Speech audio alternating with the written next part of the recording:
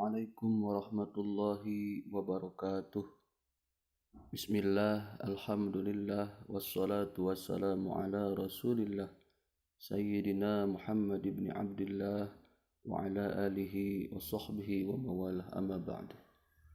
Puji serta syukur marilah kita panjatkan kehadirat Allah subhanahu wa ta'ala.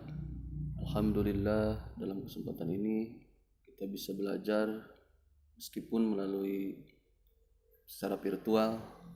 Mudah-mudahan mendapat keberkahan dari Allah subhanahu wa ta'ala. Amin ya Allah ya rabbal alamin. Salawat dan salam semoga tetap tercurah limpahkan kepada panutan alam Kanjeng Nabi Muhammad sallallahu alaihi wasallam, kepada para sahabatnya, para tabi'in tabi'atnya, keluarganya, juga kita semua selaku umatnya. Mudah-mudahan mendapat syafaat darinya di yaumul qiyamah. Amin ya Allah ya rabbal alamin. Baik anak-anakku sekalian, kita sekarang pelajari bab 4 pendidikan agama Islam, yaitu tentang bersatu dalam keragaman dan demokrasi. Baik, kompetensi dasarnya yaitu diharapkan kalian yang pertama dapat membaca Quran Surat Ali Imran ayat 159 dengan baik dan benar sesuai kaidah tajwidnya. Lebih-lebih apabila dengan lagu yang bagus, tentunya itu adalah nilai lebih. Kemudian nanti diharapkan kalian bisa menganalisis dan mengevaluasi makna Quran Surat Ali Imran ayat 159 dan hadis yang terkait dengan sikap demokratis. Baik anak-anakku, nah dapat dilihat di sini bersatu dalam keragaman, pluralitas, kebinekaan, keragaman, perbedaan dan kemajemukan merupakan fakta yang tidak dapat dipungkiri. Bahkan dalam tradisi Islam, Al-Quran menegaskan hal ini. Pluralitas, kebinekaan, keragaman, perbedaan dan kemajemukan merupakan sunnatullah atau ketetapan Allah, sebagaimana dijelaskan dalam beberapa firman-Nya, antara lain Quran Surat Hud ayat 118 dan Quran Surat Al-Ma'idah ayat 48. Hal ini dapat dimaklumi bahwa perbedaan dan keragaman merupakan keputusan Allah subhanahu wa ta'ala, dan disitulah Allah subhanahu wa ta'ala akan menguji umatnya mana yang terbaik. Ibnu Jabir At-Tabari dalam bukunya Jami' Al-Bayan fi Ta'wil Al-Quran juz 20 menyatakan bahwa jika Allah subhanahu wa ta'ala menghendaki, Allah subhanahu wa ta'ala dapat menjadikan seluruh syariat menjadi satu. Namun Allah subhanahu wa ta'ala membeda-bedakannya untuk menguji umatnya dan untuk mengetahui siapa yang taat dan yang tidak taat. Allah subhanahu wa ta'ala dalam beberapa firman-Nya menganjurkan hal-hal sebagai berikut, agar sesama masyarakat dunia dan sesama umat beragama saling berlomba-lomba dalam kebajikan dan bukan dalam keburukan, apalagi kekerasan, yang disebut dengan fastabiqul khairat. Keragaman terlihat dalam setiap penciptaan maupun binatang dan tumbuhan, baik di yang gaib dan yang nyata. Keragaman juga terjadi baik pada pemahaman, ide, pemikiran, doktrin-doktrin, kecenderungan-kecenderungan, maupun ras, jenis kelamin, bahasa, suku, bangsa, negara, agama, dan sebagainya. Coba perhatikan Quran Surat Al-Hujurat ayat 13.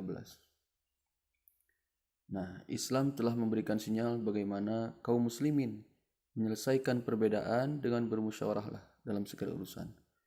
Ya, itu tercantum dalam Quran Surat Al-Imran ayat 159. Nanti kita baca ya. Kemudian jika kamu berlainan pendapat tentang sesuatu, maka kembalikanlah kepada Al-Quran dan Sunnahnya. Tercantum dalam Quran Surat An-Nisa ayat 59. Jika kamu benar-benar iman kepada Allah subhanahu wa ta'ala dan hari kemudian, dan janganlah kebencian kepada kelompok lain menjadikan kamu tidak berlaku adil atau objektif. Quran Surat Al-Ma'idah ayat 8. Oleh karena itu, Indonesia dengan kebinekaan dan keragamannya dalam berbagai aspek mengembangkan sistem demokrasi dalam bernegara. Itulah sebagai pembuka Quran Surat Ali Imran ayat 159 Kita baca, langsung saja dipandu ya. A'udzu billahi minasy syaithanir rajim. Bismillahirrahmanirrahim. فبما رحمة من الله لنت لهم ولو كنت فظا غليظ القلب لانفضوا من حولك فاعف عنهم واستغفر لهم وشاورهم في الأمر فإذا عزمت فتوكل على الله Innallaha yuhibbul mutawakkilin. Shadaqallahul azim. Artinya, maka disebabkan rahmat dari Allah Subhanahu wa taala kamu berlaku lemah lembut. Maksudnya kepada Nabi Muhammad SAW. Berlaku lemah lembut terhadap mereka. Sekiranya kamu bersikap keras, lagi berhati kasar, tentulah mereka menjauhkan diri dari sekelilingmu. Karena itu maafkanlah mereka, mohonkanlah ampun bagi mereka, dan bermusyawarahlah dengan mereka dalam urusan itu. Kemudian apabila kamu telah membulatkan tekad, maka bertawakallah kepada Allah Subhanahu wa taala. Sesungguhnya Allah Subhanahu wa taala menyukai orang-orang yang bertawakal kepadanya. Nah, itu Quran surat Al-Imran ayat 159. Nah, bisa kita terapkan dalam perilaku mulia. Inti dari Quran surat Al-Imran yang pertama adalah bersikap demokratis sesuai pesan Quran surat Al-Imran ayat 159. Dengan cara menerapkan perilaku demokratis antara lain sebagai berikut. Nah, yang pertama tadi bersikap lemah lembut jika hendak menyampaikan pendapat. Tadi dikatakan fabima rahmatin minallahi linta lahu. Berkat rahmat Allah itu Rasulullah bersikap lemah lembut. Kemudian menghargai pendapat orang lain. Itu penting. Nah, karena mudah sekali kita merasa pendapat kita ini paling benar, mungkin saja begitu. Hanya dalam menghargai pendapat orang lain itu agak sulit. Makanya ini diperintah dalam Quran surat Al-Imran ini. Ketiga, berlapang dada untuk saling memaafkan.